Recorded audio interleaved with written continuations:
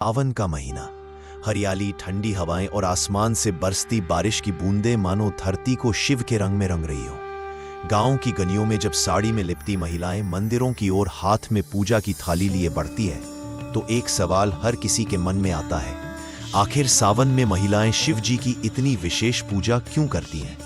आज हम आपको सुनाने जा रहे हैं एक ऐसी कहानी जो सिर्फ पौराणिक नहीं बल्कि दिल को छू लेने वाली है। बहुत समय पहले की बात है।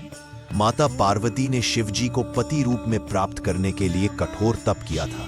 वर्षा ऋतु थी, जंगल था, न कोई छत न कोई सुविधा, लेकिन पार्वती जी तप में लीन थी। तेज बारिश होती मगर वो बिना हिले डुले ध्यान लगाए बैठी रहती। उनके तप से प्रसन्न होकर शिव जी प्रकट हुए और बोले, हे देवी, तुम्हारी भक्ति और प्रेम ने मुझे जीत लिया है। अब मैं तुम्हें अपना अर्धांगिनी बनाता हूँ। यही वह समय था, सावन का महीना, जब पार्वती जी को शिव जी का साथ मिला था। तभी से सावन महिलाओं के लिए श्रद्धा और प्रेम का महीना बन गया।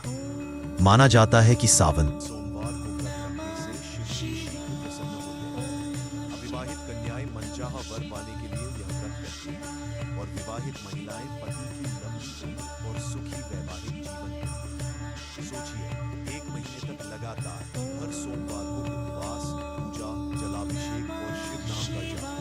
यह सिर्फ पूजा नहीं बल्कि समर्पण की पराकाष्ठा है। चलिए अब सुनते हैं एक सच्ची सी लगने वाली कथा, जो आज भी भारत के किसी गांव में जीवंत है। श्यामा नाम की एक महिला थी, गरीब पर बेहद भक्ति में ली। उसका पति शराबी था, रोज मारता पीता, लेकिन श्यामा ने हार नहीं मानी।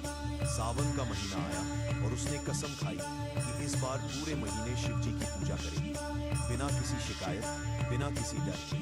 हर सोमवार वह पास के मंदिर जाती, अपने फटे हुए आंचल में फूल और एक लोटा जल लेती। उसकी आंखों में सिर्फ एक आस, भोलेनाथ, मेरे घर में भी शांति आए, मेरा पति बदल जाए। आखिरी सोमवार की रात उसके पति ने सपना देखा।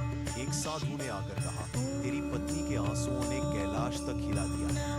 अब अगर तू ना बदले तो शिव खुद तुझे दंड देगा। सुबह जब वह जागा, पहली बार उठी, मांगी और शराब को हाथ न लगाने की कसम खाई। श्यामा के जीवन में शिव ने चुपचाप चमत्कार कर दिया और तभी से गांव में यह कथा फैल गई। जिसके पास आंसू हो उसका शिव के पास दरबार जरूर होता है। शिव केवल संहारक नहीं, वे करुणा के भी देवता हैं। वे केवल योगी नहीं, गृहस्थ भी हैं। वे पार्वती के साथ समानता में खड़े हैं। यही उन्हें महिलाओं का सबसे प्रिय देवता बनाता है।